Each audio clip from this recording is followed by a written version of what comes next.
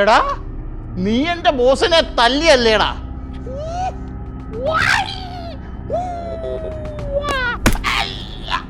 അയ്യോ ഞാൻ തന്നെ അറിയോടാ, നിന്റെ ബോസടാ.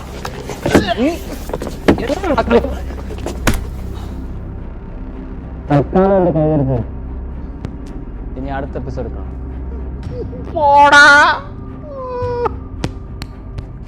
നീ എന്ത് കോത്താഴ്ത്തുകാരനാടാ? ആടിതാട ഇടി രഘു എന്ന് പറഞ്ഞ് കിടക്കുന്നത്. നീ ആ കില്ലറുടെ കയ്യിൽ നിന്ന് ആവശ്യത്തിന് മേടിച്ചില്ലേ? നാണമില്ലേടാ? കൊച്ചുപാപ്പന് കിട്ടേണ്ട ഗീറെല്ലാം ഞാൻ വാങ്ങിച്ചു കൂട്ടിയില്ലേ? ഓ, അപ്പൊ ഇതിനായിരുന്നോ കൊട്ടേഷൻ എടുത്തേ? പിന്നല്ലാതെ. ഞാൻ വിചാരിച്ചതേ നീ കില്ലറൊക്കെ ഇട്ട് നല്ല പണി പണിയുന്ന. പക്ഷെ പണി എനിക്കിട്ടായി. പിന്നെ ഞാൻ അങ്ങോട്ട് ചെന്ന് കഴിഞ്ഞാലേ കില്ലറിനെ വലിച്ചു കീറി ഭിത്തിയിലൊട്ടിക്കും.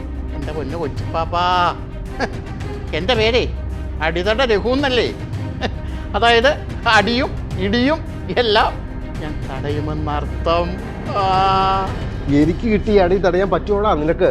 എൻ്റെ അടി തടവേ ഓടാ. ഓ, അതൊക്കെ ഒരടിയാന്നു. ഓ, കഴുത്തുളുക്കോന്നൊരു സംശയം. ഓ, അതാ മണിയാടും പാറ മൈലൻ വൈദ്യൻ്റെ അടുത്ത് ചെന്നാൽ മതി. അയാളെ തിരുമിത്തെ. അയാളെ വലിയ ഗുംഫുക്കാരൻ. ആരാ? അല്ല, നമ്മളാരാ? ഞാനാണ് മയിലാടും പാറ മണിയൻ വൈദ്യൻ. ഓ, എൻ്റെ വൈദ്യരെ, എൻ്റെ ഈ പെടലിക്കാ കുഴപ്പം. ഒരു പിടുത്തം. എവിടെ നോക്കട്ടെ? ആ, പെടലി ഞരമ്പ് പിണഞ്ഞിട്ടുണ്ട്. കുഴപ്പമില്ല, വേർപ്പെടുത്താം. കുറച്ചു നേരം വെയിറ്റ് ചെയ്യ്. രണ്ടുപേരുടെ ഒഴിച്ചിലുണ്ട്, അത് കഴിഞ്ഞ് നോക്കാം.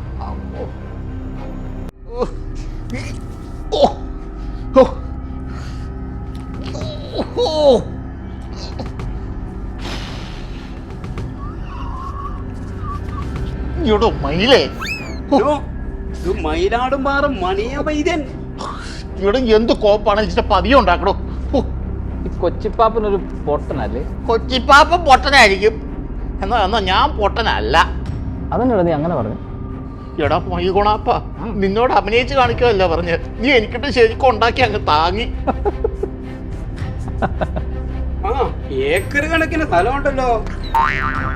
ഇത് ഒരറ്റ മാത്രമല്ലേ കിട്ടിയിട്ടുള്ളൂ. അതെ അതെ അതെ അതെ.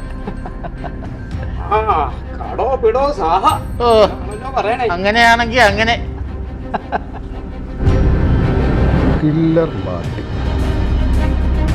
നാസർ അടിതട ഇടിരേക്കും പെരട്ട വൈദ്യൻ.